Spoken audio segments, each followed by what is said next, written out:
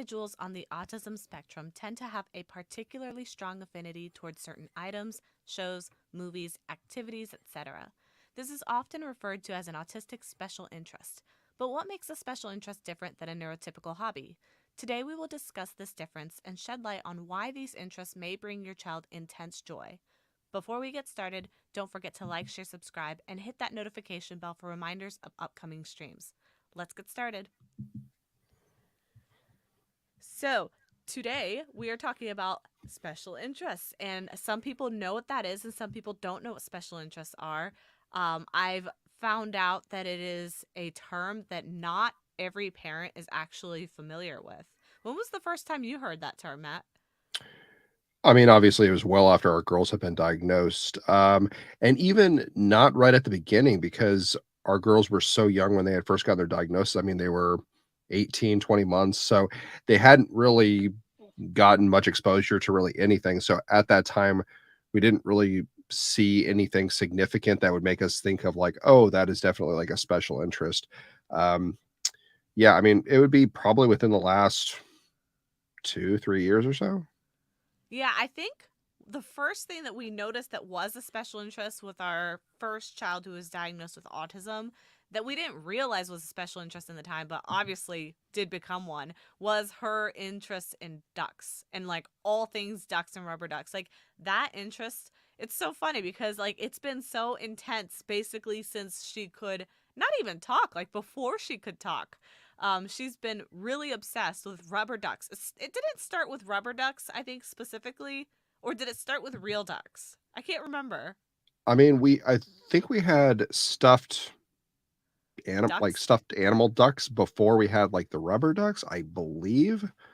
Yes, Um, stuffed animal ducks, not yeah, stuffed not live stuffed ducks. taxidermy like Yeah. ducks for her to play Yeah. with. Oh my gosh, I hope she never graduates to taxidermy ducks. That would be something I would have issues with. A passion project. Then that becomes a future career. But There we that's go. actually something that we wanted to talk about in the sense that special interests oftentimes are kind of like a confusing topic for somebody who is not familiar with or has not experienced the special interest. So typically that would mean somebody who's neurotypical, who's not autistic, and doesn't have kind of like the autistic joy that comes with special interests. Generally speaking, a special interest is similar to a hobby, but it's not the same thing as a hobby. So typically, and Matt, you could tell me about your experience with hobbies, but for me, a hobby is usually something that you kind of pick up and enjoy. It brings you joy. It kind of gives you peace of mind. It's something that you can pass the time with, maybe relieve stress with. And it could be something that you hold like near and dear, but it's not like your blood life, like it's not something that necessarily passionately energizes you through life. It's just something that you enjoy and perhaps does give you some of that emotional energy. But oftentimes hobbies change as you grow. You might outgrow your hobbies. You might do them for like social engagement purposes. Like some people have hobbies because those hobbies allow them to participate socially with friends, things like that. Whereas a special interest, in my experience and in that of my child's, has been more about an interest that you are quite passionate about to the point where you really get sucked into it and you learn absolutely everything you can about that thing. You deep dive into it, and it's something that tends to kind of progress with you throughout time, so you're not easily distracted from that thing and you don't that thing. So like for example, our eldest with her rubber ducks, she's now 5 and she is still really obsessed with ducks as she has been since she was like 2, I think. Right. So I was just while you were talking, I was thinking about like my own perception of like a hobby. And so I agree. I feel like a hobby is like something you can pick up. But I feel like there's different calibers of a hobby. So at one level, it can be more like a social gathering, like, oh, I like to do hacky sack with like my friends because like that's our thing, like we're the hacky sack team or something. Does that So still exist? Do people I still I do don't that? know. I was thinking of I feel something like from the that's like a 90s. 90s. Yeah. Right. So You're aging yourself. apparently. So I was just thinking like, okay, if you do it with your friends, it's more of like a social thing. You don't necessarily do much on your own. But then as you go down, I guess the spectrum of hobbies, it kind of borderlines to more of like an obsession where it kind of consumes, I guess, more so your identity of who you are. Because there are some people that I don't necessarily believe fall on the autistic spectrum, but you would consider them to be obsessed with whatever their hobby, craft, whatever they're interested in, because either that's all they're talking about, they're looking up statistics to how to improve whatever function, they know everything about that. So it's interesting because if you think of a hobby, sometimes it can be seen in a positive light of, oh, he's a great like hacky sack player, he's a great person to have at the bar or wherever you play Please hacky tell me sack. there's no hacky sack teams. Tell me I, that's I don't not I a don't thing. know. I hope Honestly, that is not a thing. I honestly don't know, but it can be seen as like a positive thing. Oh yeah, we always have a great time playing hacky sack whenever he's around. But then at the same time, if you take it too far to the other extreme, then it shifts to he's obsessed with hacky sack and that's all he ever does, which kind of has a like negative connotation with it as well. But both, it doesn't change the category of what you're interested in. It changes the level of your interest. So I'm not sure if that means anything kind of in your of how you perceive your special interest. But I was just thinking of that in my own life, I guess. Not with the hacky sack per se, but like if Is this your someone deep dark takes secret? maybe, but if someone takes like a hobby to the next level, they also run the risk of like society kind of almost casting them aside as kind of an outcast because they're like, well, that he likes hacky sack, but kind of like a little too much. Like it creates a like a negative connotation almost because it becomes a obsession of that person. So I'm not sure if that means anything to you, but it was just like my own internal thought process as you were talking about like the different stages of hobby versus like special interests. So that's my 2 cents on that. Thoughts? Yeah, I think that it's interesting that you bring up the word obsession because that is often a word that is thrown around autistic individuals when it comes to special interests. And it's virtually always said with a negative connotation. So if somebody were to see like a parent whose child was really into trains, they might look at it negatively and be like, oh, your kid is obsessed with trains. And I find that interesting that people say that with like a negative connotation because for me, I'm like, why would somebody view something as negative if it's bringing that child joy or it's not harming anyone? Like I can see if for instance, if you are really interested in something, like let's say you're autistic and you have a super passionate interest in something and that thing is causing you to not take care of your health, not take care of your needs. I can understand that. That actually happened to me growing up.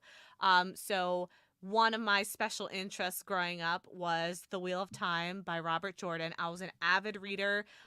This was in like middle school, so I was reading these books like feverishly, and every time a book would come out, I'd buy it the same day, and I would stay in my room. I would lock myself in. And for context, these books they're adult. They're written for adults, so they're really wordy, and they're about 1,000 or so pages on average per book. And I would get this book brand new. I'd lock myself in my room and I would stay in there the entire day. And I mean virtually the entire 24 hours because I would not sleep. I would not eat. I would basically only leave the room if I really had to use the restroom and then I'd run back and then keep reading it. And I would read the entire book in like one sitting because I was so obsessed with it. And I say obsessed, but when I say obsessed, I actually mean it in like a positive way. I actually like using the term obsessed because to me it doesn't have a negative connotation because I'm not using it that way. But I understand that generally the public views obsession or special interest in a negative way. But for me personally, I find that special interests can be really helpful. Like for me, my special interest in the Wheel of Time, yes, it had some negatives in the sense that I kind of neglected my health a little bit because I wasn't eating or sleeping properly and things like that. But because of my special interest in the Wheel of Time, I developed a really enhanced vocabulary. Like to this day, when I've gotten my IQ test done, I tend to score really high, like above average when it comes to that like vocabulary comprehension part. And I attribute that completely to my obsession to the Wheel of Time, which was like this old English type of fantasy and literature. I also read a lot of like Victorian novels and things like that. If it wasn't for that deep passionate interest I had in that, I would not know all this stuff. And I purposefully carried with me a dictionary at the time. This was before the internet. So I carried a dictionary with me when I was reading these books because I would always run into these words that I didn't know what they were. And I'd quickly look them up, memorize them, keep reading. And so that's something that, like, I feel like parents and society sometimes doesn't realize, is that a special interest can have definite benefits and pros as well. No, I agree. I mean, I think now that I've kind of started to see what kind of a special interest is, I definitely think that it does have many added benefits because if you are able to utilize that in whatever aspect of life that's applicable, it can definitely have positive attributes. So I'm thinking about like our oldest daughter, for example. Um, she, I mean, takes after mom and dad, super into like Mario, for example. Um, she also has low muscle tone, so she's in physical therapy. So generally, she used to kind of struggle because she wouldn't really want to do physical therapy because it was a little bit harder for her as far as like going up and down stairs, walking across like a little like balance beam that they have on the floor. I think she probably saw it a little bit more like work. And when she has low muscle tone, she probably gets tired and doesn't want to do the activities. However, because she's invested in Mario and specifically Mario Kart, she wants to be a little racer. So thankfully, she has great therapist, and they use that special interest and kind of work with her on different interests that she kind of circulates through. So they created like an obstacle course that she could be a little racer. So she's like Princess Peach, Peach, yeah. or yeah, I can't remember which one she loves. So she could be Princess Peach, and she goes around the little obstacle course, kind of jumping over things as they set them up. So she's getting physical therapy. She thinks she's having fun being a little racer. And I mean, it doesn't hurt anyone. If anything, it actually is an added benefit because she's excited to go to physical therapy. She's excited to do the activities. I mean, I honestly think that that is probably one of her favorite therapies because every time she sees her therapist, even on a day that she doesn't have physical therapy, she's super excited and she'll go up and hug her. So I think by people being clever and able to kind of work with the different special interest or different interest in general that they have, they can kind of get further. It's not necessarily like a struggle of like, oh, I don't really want to work on, I don't know, swinging across like a rope or something today. But if you turn it into something fun that they're totally into, then they're jumping on the rope and they want to keep going again and again. So I definitely think that it can be very beneficial if you see the value in it. Yeah. And there's a couple other reasons too why a special interest can actually be beneficial and is different than a hobby. So, one of these, for instance, is knowledge gaining. So, for example, our oldest daughter recently, her special interest has been actually both of them, interestingly enough, has been human anatomy. So, they're only 4 and 5, but they are obsessed with human anatomy. Our eldest had to do a self portrait in her art class, and as she was sitting there trying to draw her herself, what was it that she asked her teacher for She help? asked for her self portrait. She asked if the teacher could help her draw her thyroid, Yes. and So then she she wanted a thyroid in the picture. the self portrait. Yeah. Yes. Um, And she is right now really obsessed with like the organs and what they do and what and all these things. So she's constantly watching videos about these. She's bringing it into everyday conversations. Like when she had to use the restroom, she didn't say I have to use the bathroom. She said my bladder is full. So like things like that, it helps for other reasons. So like the special interest helps her with like her interoception because she has poor interoception. She has a hard time understanding when she has to use the bathroom, when she's in pain, when she's sick. So having a special interest in human anatomy is actually really helpful for that. So there's certain things that people don't take into consideration. I know some people might think it's weird or creepy that I was gonna say our 5-year-old sits there and says, "I'm a lung. I like to drink blood," because she will say the weirdest things, pretending like she is these human organs. And out of context, I'm sure they sound really strange, but she's actually right about what she's talking about. But in that sense, she's using her special interest as not just a way to like knowledge gain, but it's kind of like a way to feel like a sense of belonging and kind of center yourself. Like for me growing up, one of my other intense special interests was always medieval history. I actually ended up having a history major, and that's another thing about special interests is they tend to be lifelong. Like I was absolutely obsessed with medieval history from like basically as a child. As long as I can remember, I've been collecting like medieval figurines. Matt and I had a medieval themed wedding. I majored in history and took a lot of medieval history courses. I binge watched every documentary. Matt and I would go on these like book dates when we were dating, and every time I would go, I'd pick out a medieval book for him to buy me. Went to all the Renaissance fairs. I learned how to fence because of it. I learned archery because of it. Like, that's the other difference between a special interest and a hobby. A hobby might be like if somebody's into, let's say my dad, he was into World War II history, right? He was obsessed with collecting World War II history books, and he read a lot of them and he knew a lot about them. That's pretty much the extent, though. He was a super genius go to guy about World War II history. However, it stayed in the knowledge category.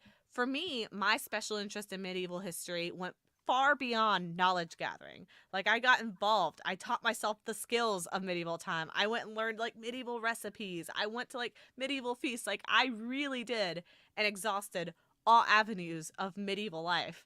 And I feel like that's also what I did with autism. Like, if you notice, for me, autism has kind of become a special interest. So I'm not satisfied with just learning about autism on my own.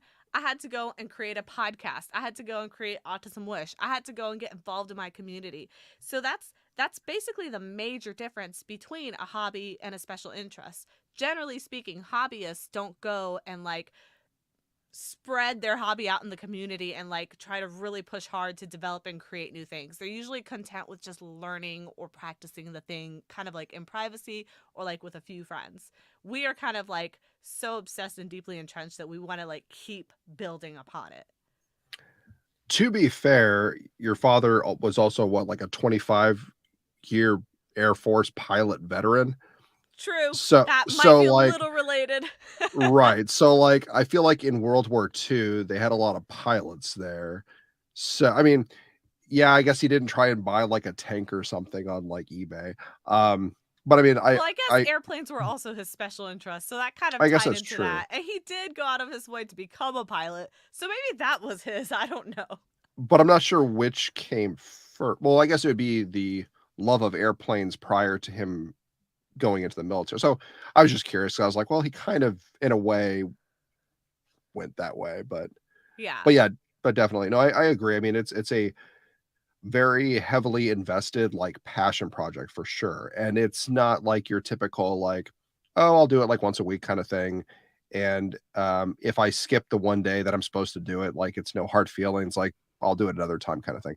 It's more of a, like, daily, I don't wanna say, like, daily grind, essentially, but it's like a daily investment of your time and energy into whatever that category is that you consider to be a special interest. So, I definitely think it's kinda taking it to the next level. And I mean, I think as long as it isn't something that's, like, hurting people or the general public, I can say it's probably okay and good. Um, but I guess I don't know all the special interests that people might have. So, Yeah, I'm hoping with that that disclaimer. I'm hoping that her human anatomy special interest doesn't escalate to something else. Right, right, right. So, I mean, as long as it's, like, healthy and not, like, causing any issues, like, in society, I suppose that's perfectly fine. Yeah, and the other thing about special interests that I have personally noticed in my life that is different from hobbies is I've had plenty of hobbies. So, like, I've done knitting, I've learned to sew, I've done art, all sorts of different hobbies. But all of them to me feel like what a hobby would feel like in the sense that I feel like I'm passing the time, I'm doing something I enjoy. I might be spending time like with you when we're doing like archery and things like that, but it's different because when I am experiencing like my special interests, it's like there's light in my eyes and there's like a spark and there's like something that's really driving me at that time. And there's also like kind of honestly like a spiritual connection for me. Like I remember when we went on our honeymoon, and of course, in the theme of my special interest, I forced us to go to Wales so that we could go and tour all the castles. Fun fact, Wales has like the most castles per square foot in the world, so that's why I picked it. So I know that's why I picked it. Special interest. not And square inch. and so when I went there, we went up to this cathedral, and I kid you not, the sheer presence of that cathedral, and it wasn't even built. It was a medieval one. It was just like the bones of it, the frames of it, but it was still really tall and gorgeous. I literally feel like I had like this spiritual intense connection where I had like almost like an out of body experience where I was like, "Oh my gosh, like I'm feeling like intense euphoria right now." And I couldn't really explain it.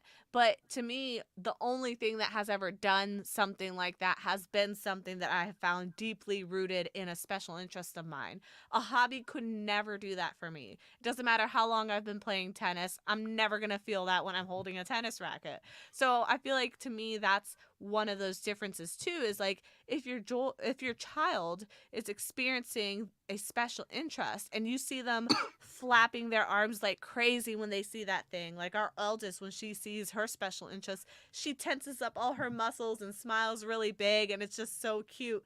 But to me, like that is a different experience than a hobby. Like that to me is really a like pure form of joy that I feel like most neurotypical people just don't get to experience.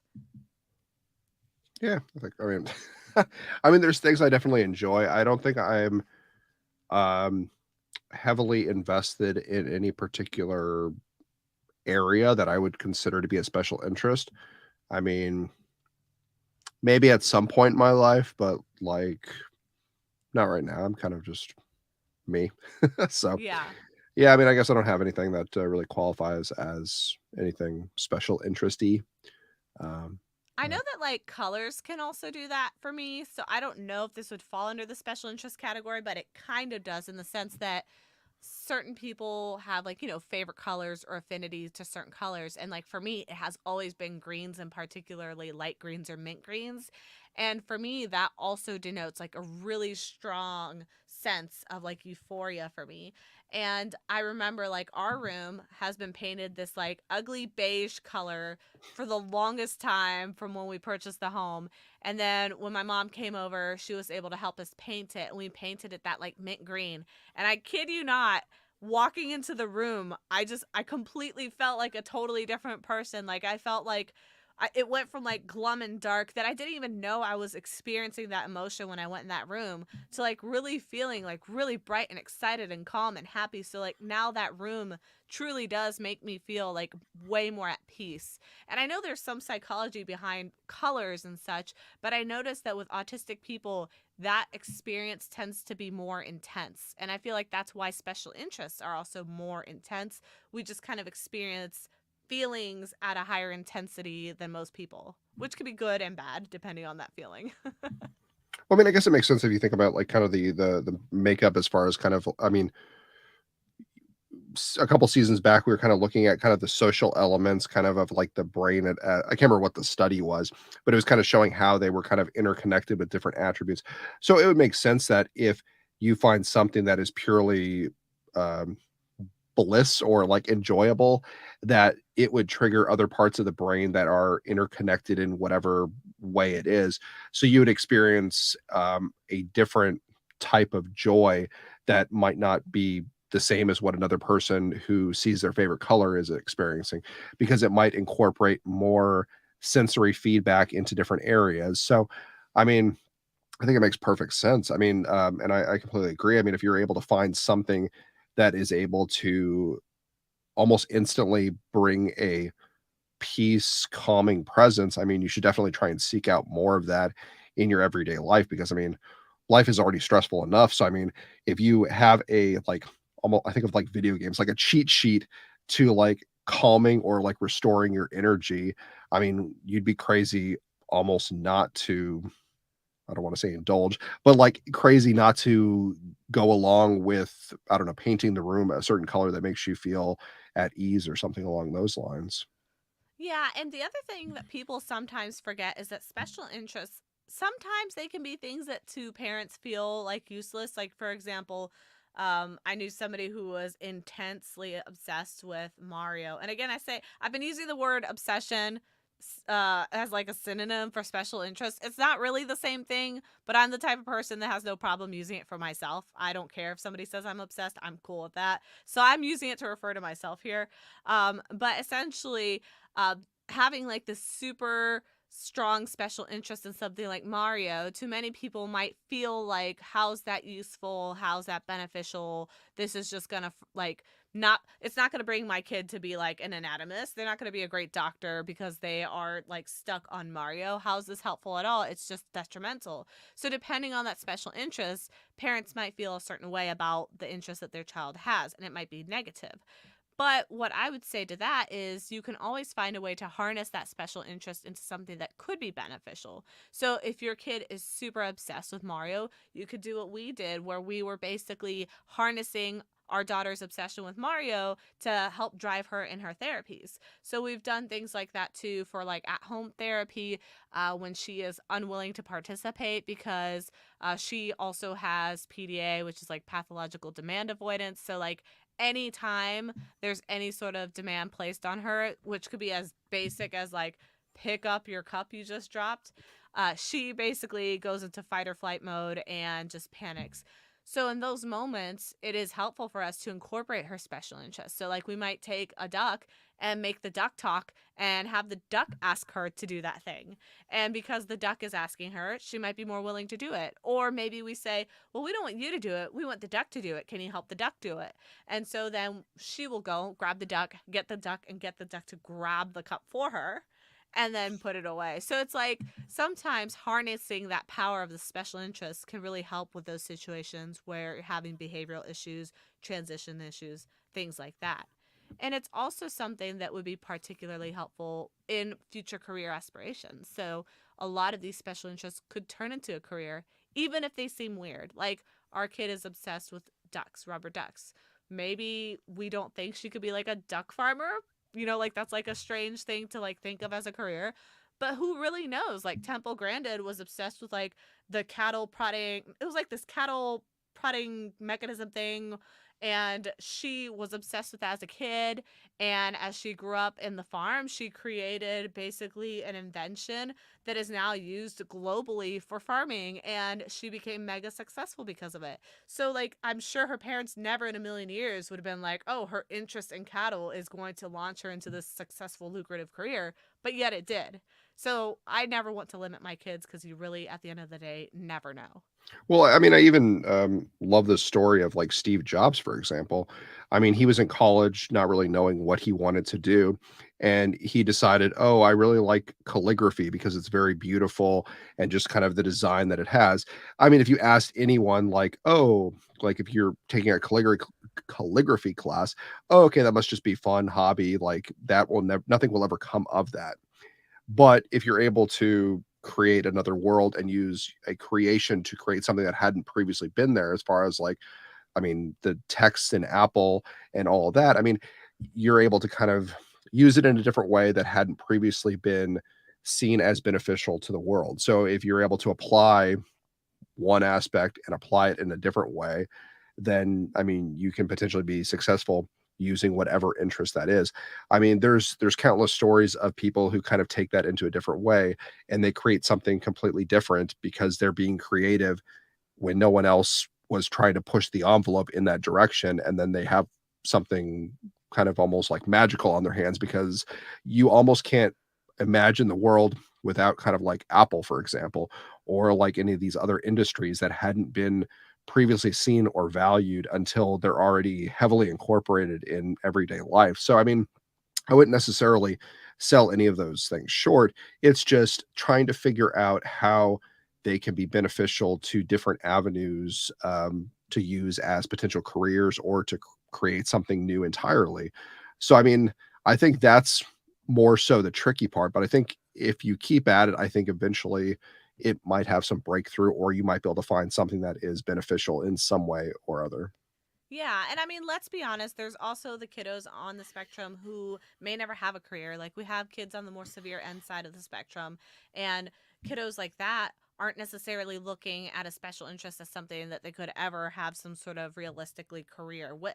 However, that special interest is still very likely bringing them joy. That special interest is still likely giving them that like psychological freedom that they need when they're under stress, particularly with kids who are nonverbal.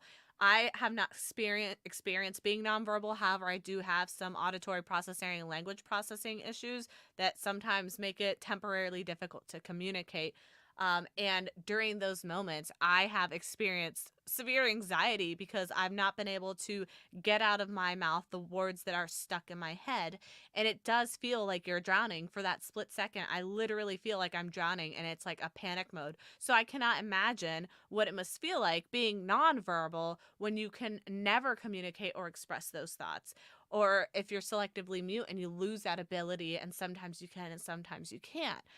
If I've experienced that much anxiety with just a little bit of time that I've not been able to do that, I can't imagine how stressful and anxiety inducing it must be to not be able to do that most of the time, if not all of the time. So, in those instances, a special interest really serves as a great outlet to be able to just experience joy, release that anxiety, release that stress or tension, or even build a new way to communicate with somebody. Like our eldest, when she was nonverbal, which she was for a couple of years, we used her special interest to communicate with her. Like we were communicating through her ducts with her. We were trying to express feelings and emotions through her ducts. And eventually we were able to get her to understand those concepts by using her special interests. So I think that having a special interest helps really across the entire spectrum, regardless of whether you're on that level one end or the level three end.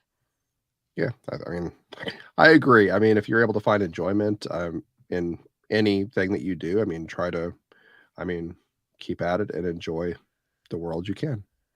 And like I always say, if somebody is judging your child because they have a unique or strange special interest, like I said, our kids are currently super into organs.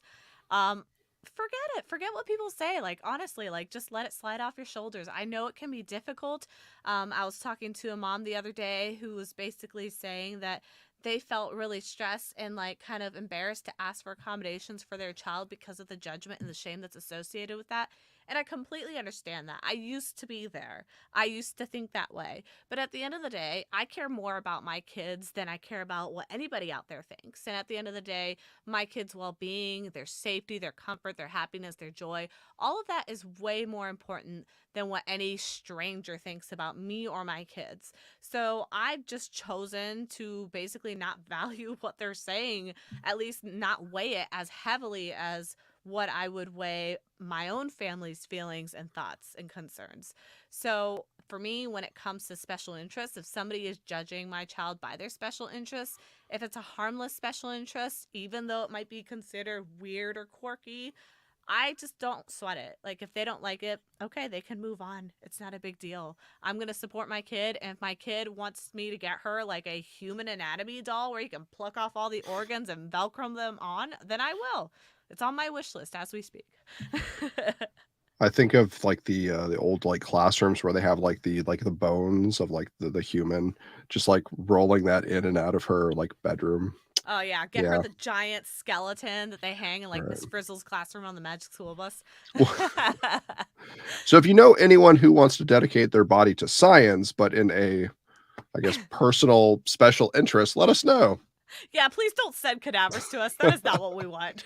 No, not like the bones, like the but Okay. Well, that's pretty much all we have for this episode. As a reminder, if you like what you hear, please consider supporting our channel. We have multiple ways that you can give, but right now the easiest is Cash App using $sign Autism Wish or Venmo at Autism Wish. Your donation is going to help us keep our studio lights on and our programs running, particularly as we are still struggling financially. So your donation is going to go directly towards supporting this and helping us continue to bring this information, these programs, this podcast to you. With that said, I hope you all have a great time, and we will see you next week. Bye. Bye.